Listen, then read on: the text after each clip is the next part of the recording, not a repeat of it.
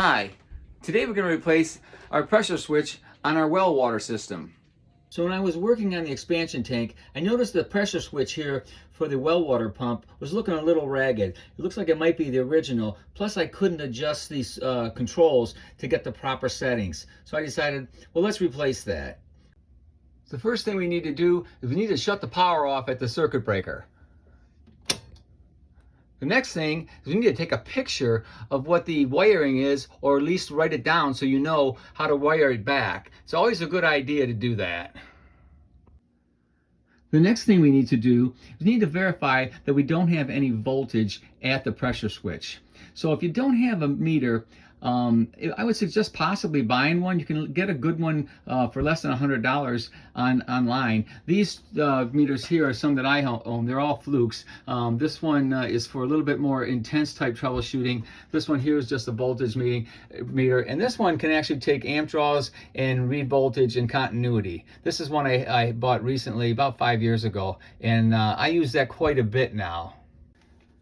So the power is coming in on the red and the blue here, okay? So we've got nothing there, and this is leaving to the pump, nothing on the pump side. If you wanted to check to ground for all of these, to double check, you've got nothing on any of these wires, the orange, the blue, the yellow, or the red, okay? So the power is definitely off. Okay, so let's take off the wires.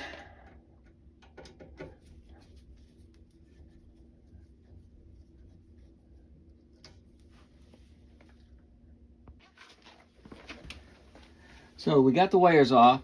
Now let's take the Romex connector off if we can. And that should be very easy.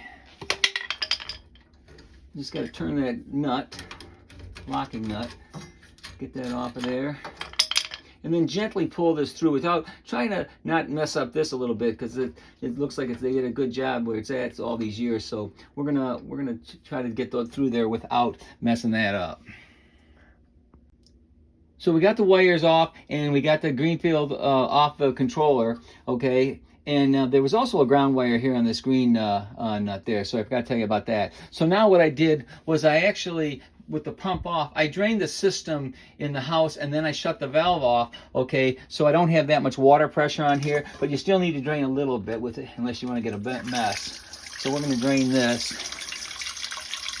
So the expansion tank has been drained. I already kind of loosened this up a little bit to save a little bit of time, but I had a backup wrench, pipe wrench on the pipe, and then on the pressure controller I had my adjustable wrench, and it came off pretty easy.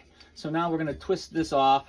Like I say, I already kind of loosened that up a little bit, and then we're going to put some Teflon tape on the pressure switch.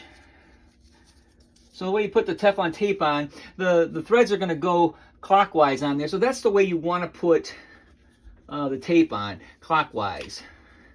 So when you're spinning it, it's actually tightening up against it versus loosening up the tape.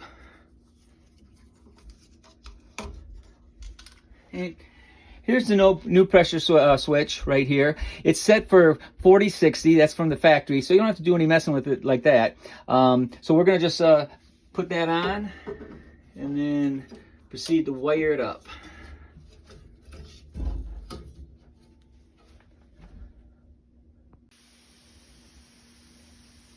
So I put the Greenfield back into the casing of the new pressure control, and then I tightened the locking nut on the Greenfield. I also tightened the ground wire with the green screw, and then the other 4 wires just as we took them off. Now we have to charge up the expansion tank because of the fact that we drained it. So the set point is 40-60, so we're going to go 2 pounds below the 40, which would put us at 38 pounds. So the way we charge an expansion tank is we have a fitting right at the top. It's just like any fitting that you find on a bike tire or an automobile tire, okay? And then we've got our air compressor right here, and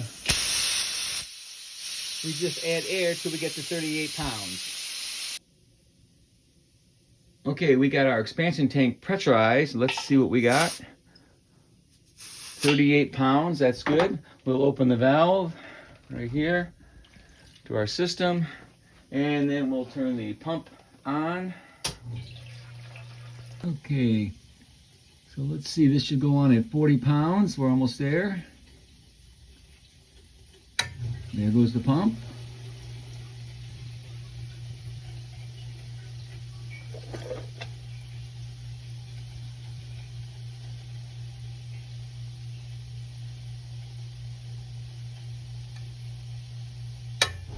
And there we go. Okay, we got our pump and our pressure switch working. If you like the video, give us a thumbs up or a like. If you want to see more videos, please subscribe. Thanks for watching.